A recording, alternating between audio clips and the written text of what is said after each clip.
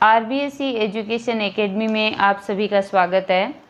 आज हम कक्षा 12 हिंदी साहित्य की जो प्रथम पुस्तक है सरयू, उसका अंतिम पाठ है 22वां, भारत भी महाशक्ति बन सकता है, श्रीधर पडारकर द्वारा लिखा गया। यहाँ एक निबंध है। लेखक परिचय देखिए। मध्य प्रदेश के ग्वालियर निवासी श्रीधर पडारकर का जन्म 15 मार्च 1954 को हुआ। इनके पिता का नाम गोविंद भाई पडारकर और माता का नाम श्रीमती इंदिराबाई पराड़कर है। वाणिज्य निष्णात की शिक्षा प्राप्त कर श्रीधर पराड़कर ने अकाउंटेंट जनरल कार्यालय में ऑडिटर के रूप में शासकीय सेवा प्रारंभ की, किंतु राष्ट्र प्रेम के वशीभूत होकर श्रीधर ने 1986 में शासकीय सेवानिवृत्ति लेकर अपना जीवन राष्ट्रोत्थान को समर्पित कर दिया। साहित्य के माध्यम से भारतीय संस्कृति और राष्ट्र की अलख जगा रहे श्रीधर ने इंग्लैंड, श्रीलंका आदि देशों की यात्रा के साथ साथ भारत में भी साहित्य संवर्धन यात्राएं की, ताकि लेखक अनुभूत साहित्य का सृजन कर सके। श्रीधर ने 1857 के प्रतिसाद अद्भुत संत स्वामी रामतीर्थ, अप्रतिम क्रांति दृष्टा भगत सिंह, राष्ट्र संत तुकडोजी, राष्ट्रनिष्ठ खंडोबललाल, सिद्ध योगी उत्तम स्वामी तथा अन्य महापुरुषों के जीवन चरित्र पर पुस्तकें लिखी। श्रीधर ने दत्तोपंत ठेंगड़े की पुस्तक सामाजिक क्रांति की यात्रा और डॉक्टर अंबेडकर का मराठी से हिंदी में अनुवाद किया। पाठ परिचय देखिए। भारत भी महाशक्ति बन सकता है नामक निबंध में लेखक ने भारतीयों में राष्ट्र के प्रति निराशा और भ्रम की स्थिति को दूर कर भारतीय जनमानस में आशा और उत्साह के साथ राष्ट्रीयता का ज्वार पैदा करने का प्रयास किया। इन्होंने क्या किया कि जो भारत के राष्ट्र के प्रति निराशा और भ्रम की स्थिति थी, उनको दूर किया और जो भारत की जनता है, यानी जनमानस जो है भारत का, भारत की जो जनता है, उसमें आशा और उत्साह का जो संचार है वह किया। देशवासियों का भारत के बारे में अक्सर यह कहना है कि अब कुछ नहीं हो सकता, इस देश का भगवान ही मालिक है। लेखक को झकझोर देता है। सोने की चिड़िया भारत का इतिहास हमारा गौरवमयी अतीत है, जिसे भुलाकर हमने अपने आत्मसम्मान और स्वाभिमान को विस्मृत कर दिया। आज भी विदेशों में सर्वाधिक मांग भारतीयों की ही है तथा भारतीय उद्योगपति विदेशों में भारत का डंका बजा रहे हैं। हमने युद्ध भी जीते हैं और वैश्विक प्रतिबंधों का हंसकर सामना भी किया है। भारत को पुनः महाशक्ति और विश्व गुरु बनाने के लिए विदेशों की ओर ताकना बंद करके हमें भारतीयों में आत्मविश्वास और आत्मगौरव का भाव पैदा करके उनकी सोच में सुधार करना होगा और सही नेतृत्व चुनना होगा, तभी हम अपने देश के लिए कुछ कर सकते हैं। मूल पाठ देखिए। देश की परिस्थिति के बारे में सामान्य आदमी से पूछे जाने पर केवल एक ही उत्तर मिलता है कि अब कुछ नहीं हो सकता, सब गड़बड़ हो रहा है, इस देश का भगवान ही मालिक है। उसकी चिंता स्वाभाविक भी है। ऐसा कहते समय उसके सामने देश में चहुं ओर फैला भ्रष्टाचार होता है, जिनके जिम्मे व्यवस्था संभालने का दायित्व है। अव्यवस्था बढ़ाने में उन्हीं की सक्रियता होती है। जिन पर देश के नीति निर्धारण का दायित्व है, उनमें नैतिकता का अभाव दिखाई देता है। सभ्य कहे जाने वाले उच्च वर्ग में भी स्वार्थ साधना का प्रयत्न देखा जाता है। इन्हीं सब कारणों से चिंतित होकर हताशा एवं निराशा भरे उद्गार व्यक्ति प्रकट करता है। ऊपरी तौर पर देखने से उसकी चिंता ठीक प्रतीत होती है। क्या यह वास्तविकता है? क्या उसके सोच की दिशा सही है? गंभीरता से विचार करने पर ध्यान में आएगा कि सामान्य आदमी परिस्थितियों के केवल नकारात्मक पक्ष को लेकर अपने विचार प्रकट करता है। भविष्य की बात करते समय जिन बातों पर विचार किया जाना चाहिए उस और उसका ध्यान ही नहीं होता। क्या क्या हो चुका है, क्या क्या हो रहा है, क्या क्या किया जा सकता है, इसका न तो वह विचार करता है और न ही उसे वास्तविकता का भान ही होता है, क्योंकि उसका जो बात करने का ढंग है या उसका जो विचार है वो सब कुछ नकारात्मक पक्ष को लेकर ही होता है। यदि हम अपने इतिहास पर दृष्टि डालें तो पता चलता है कि हमारा देश वही हिंदुस्तान है जो पहले सोने की चिड़िया कहा जाता था। हमारे सारे प्राचीन ग्रंथों में सुख, शांति, अकूत वैभव व ऐश्वर्य का वर्णन मिलता है। यह हमारा वैभव ही तो था जो विदेशी आक्रमणकारियों को हिंदुस्तान की ओर आकर्षित करता था। पहले पहल आए सारे आक्रमणकारियों का एकमात्र उद्देश्य हिंदुस्तान को लूटना ही था। हर बार प्रत्येक आक्रमणकारी अपने साथ बेहिसाब सोना, चांदी, हीरे मोती लूट कर ले गया। यह सत्य है कि मोहम्मद गजनवी सोमनाथ मंदिर को लूटकर उसकी बेहिसाब संपदा को ले गया। भारत की चमक से चकित होकर अंग्रेज भारत में आए, यहाँ की अपार संपदा को इंग्लैंड ले गए। विश्वास ही नहीं होता, आज बात बात में विदेशों की ओर देखने वाला भारत कभी विदेशियों के आकर्षण का केंद्र हुआ करता था। यानी पहले क्या था कि जो विदेशी थे उनका आकर्षण केंद्र होता था भारत, और अब है भारत का जो आकर्षण केंद्र है वो है विदेश। पहले विदेशी लोग भारत से अपना लाभ उठाते थे, लेकिन आजकल भारत को विदेशियों की आवश्यकता है। विश्व के किसी भी देश के पास ऐसी भूमि और संसाधन नहीं जो उसे सब प्रकार से संपन्न बना सके। प्रत्येक देश को किसी न किसी आवश्यकता के लिए दूसरे पर निर्भर रहना पड़ता है। परिणाम स्वरूप उसे दूसरे से दबना पड़ता है और अनिवार्य रूप से अवांछित समझौते करने पड़ते हैं। हमारी तो ऐसी कोई मजबूरी नहीं है। पिछले दिनों हम इसका प्रत्यक्ष अनुभव कर चुके हैं। परमाणु परीक्षण देखने के पश्चात विश्व ने हम पर कई प्रकार के प्रतिबंध लगाए थे। परिणाम क्या हुआ? क्या हमारे देश का कोई काम रुका? क्या देशवासियों को किसी विशेष कष्ट का सामना करना पड़ा? कभी नहीं। इराक का क्या हुआ? प्रतिबंध लगने के बाद उसे दाने दाने के लिए तरसना पड़ा। हमारी जिस संपन्नता का वर्णन इतिहास में मिलता है वह कहीं से लूट कर तो नहीं लाए थे, सब कुछ अपने ही देश में उत्पन्न किया था। वह भूमि, वे संसाधन आज भी हमारे पास है, जिनके बल पर हम फिर से उसी संपन्नता को अर्जित कर सकते हैं। केवल संसाधनों के उचित दोहन व अपनी आवश्यकता के अनुसार उपयोग करने की है।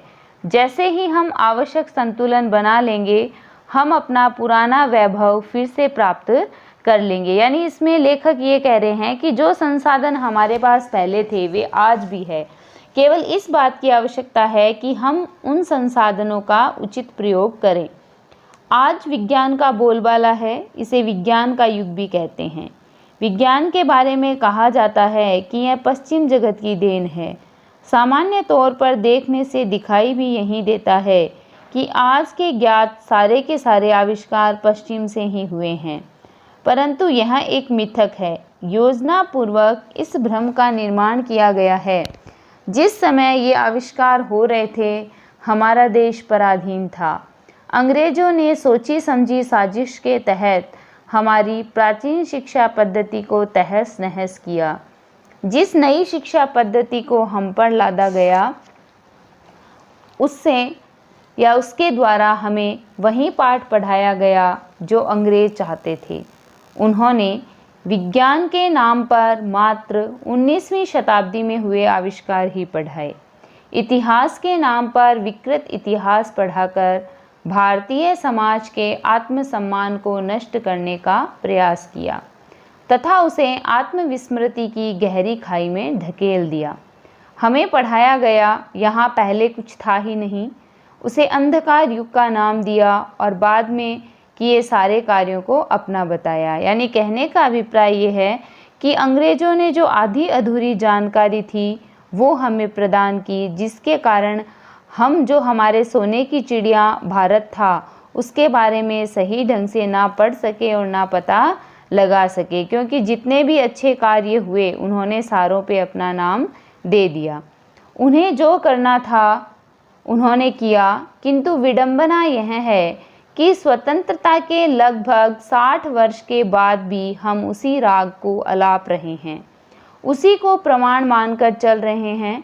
कभी अपने गौरवपूर्ण वास्तविक इतिहास को जानने का प्रयास नहीं किया कि वास्तव में हमारा जो इतिहास है वो क्या है। जो लोगों ने पढ़ा दिया वो ठीक है। जीवन के सभी क्षेत्रों में भारत के मनीषियों ने अद्भुत आविष्कार किए थे। बात अंतरिक्ष विज्ञान की हो, रसायन विज्ञान की हो, भौतिक विज्ञान की हो, चिकित्सा विज्ञान की हो अथवा निर्माण विज्ञान की।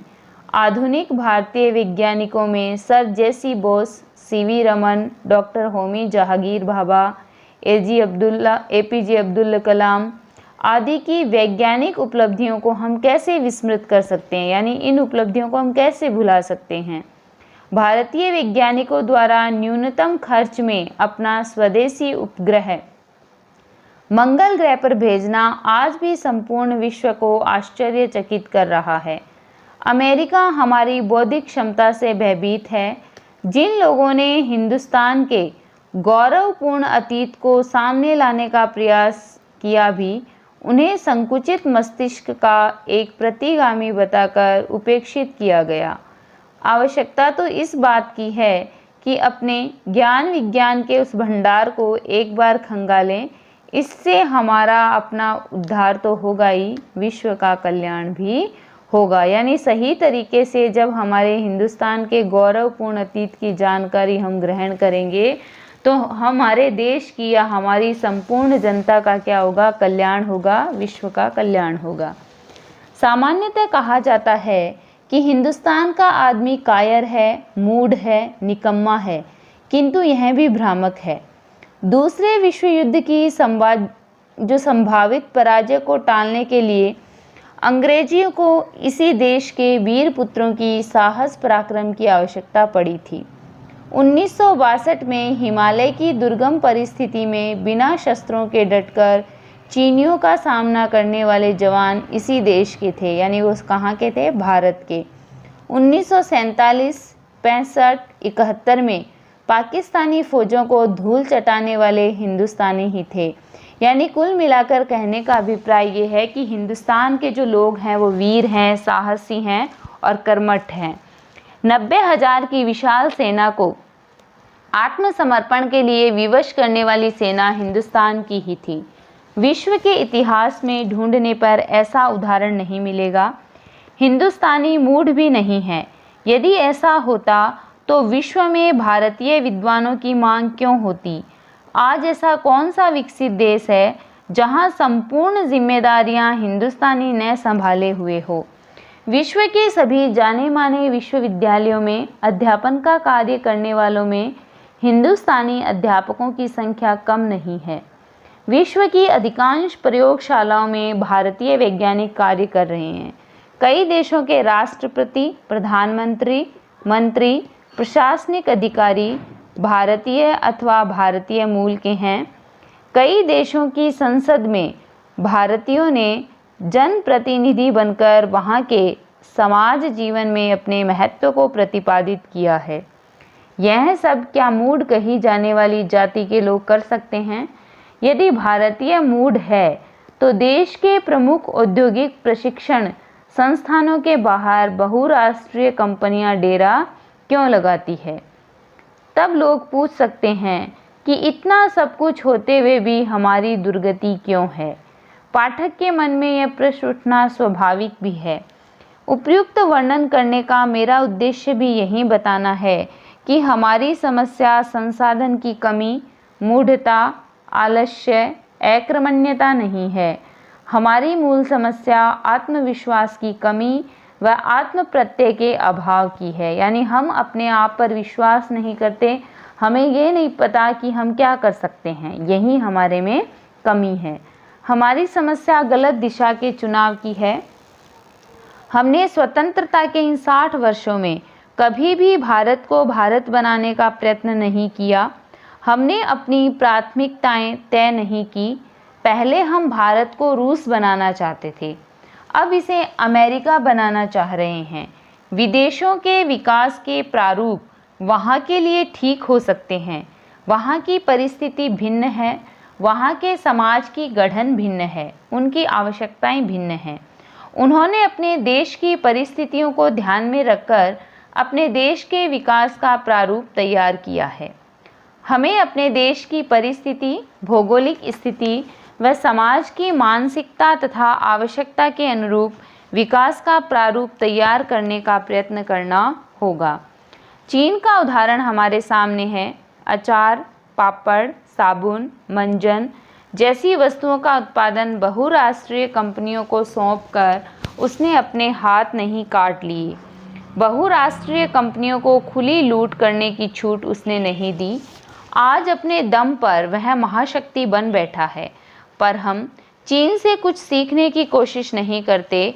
हमारे राजनेता व प्रशासनिक अधिकारियों की आंखों पर अंग्रेज परस्ती का चश्मा बाकी कुछ देखने को ही नहीं देता है। यानी भारत के जो लोग हैं वो सही तरीके से अपने लिए क्या करना है इस बात का उन्हें पता नहीं होता, क्योंकि जो अंग्रेज परस्ती का चश्मा है वह उनकी आंखों पर लगा हुआ है। हमारी एक कठिनाई यह भी है कि हमने सत्ता को सब कुछ समझ लिया है। हमारे लिए सत्ता सर्वोपरि हो चुकी है। सर्वोपरि यानी सबसे ऊपर। योग्यता अब सत्ता की कसौटी नहीं रह गई। अच्छे व बुरे का अंतर हमने भुला दिया है। नैतिकता को लगभग तिलांजलि देकर सत्ता प्राप्ति की मुख्य ध्येय हो गया है। यानी हमारा जो उद्देश्य है वो नैतिकता नहीं रहा है और हमारा मुख्य लक्ष्य क्या हो गया है, उद्देश्य क्या हो गया है, सत्ता की प्राप्ति। इसके लिए अन्य कोई नहीं, हम स्वयं ही दोषी हैं। अतः कहना होगा कि एक समय भारत महाशक्ति था और अब भी महाशक्ति बनने की पूरी क्षमता, योग्यता व ज़रूरी संसाधनों से परिपूर्ण है। कमी केवल महाशक्ति बनने के लिए आवश्यक दृढ़ इच्छा शक्ति की है। तो मनुष्य के हृदय में दृढ़ इच्छा शक्ति होनी चाहिए, जिसके कारण वह कुछ भी करके दिखा सकता है। और यह कवि को, लेखक को आशा है भारतवासियों से। कल हम अपने नए वीडियो के साथ आपके समक्ष फिर उपस्थित होंगे। आप सभी मेरे चैनल को लाइक करें, शेयर करें, सब्सक्राइब करें, बेल आइकन दबाना ना भूलें। धन्यवाद।